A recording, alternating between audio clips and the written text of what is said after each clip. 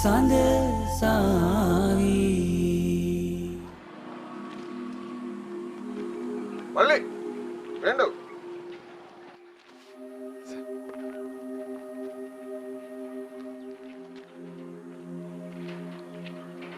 Sir මට මේ මල්ලි හොඳට දැකලා පුරුදුයි. ඇයි සර් ගිය පාර සර් මේ පෝස්ටර් ගහන්න ආවේ මං දිමුතු කියලා. ඇයි සර් ටවුන් එකේ ලොකුම කටවුට් එක ගැව්වේ මන්නේ සර්. ඒකනේ කියන්නේ. ඒක තමයි මට මේ හොඳට දැකලා පුරුදු වුණා. ඉතින් කොහොමද? කාත් එක්කද මල්ලි ආවේ වෙලාවේ? මේ චන්ද්‍රේ මහත්තයත් එක්ක. චන්ද්‍රේ සර්නේ මාව එකන් ආවේ සර් ගාවට. මේ චන්ද්‍රේ කිව්වා අපේ මේ පිටිපොනේ චන්ද්‍රේ මහත්තයා? ඔව් ඔව්. ඒකනේ. එහෙනම් ඉතින් අපේ රජයෙන් රස්සාවක් එහෙම හම්බ වෙන්නේ නැතිනේ මහන්සි වුණාට නේද? අම්මපා නෑ සර්. නන්න පෝල් වෙලා ඉන්නේ.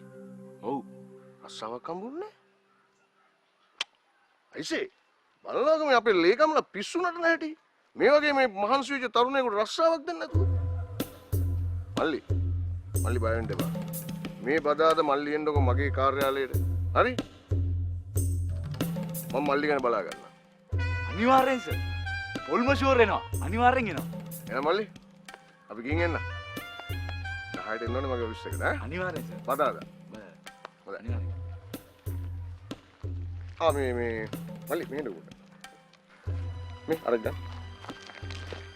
මම මේ මල්ලිගෙන් පොඩි කාරණාවක් අහන්නත් හිටියේ. මේ බණ්ඩ මෙන්න මේ ළමයා දැකලා තියෙනවද කියලා. අතරනම් බලන්න. මේ සර් මේක මට එච්චරම මීටර් නෑ මේ.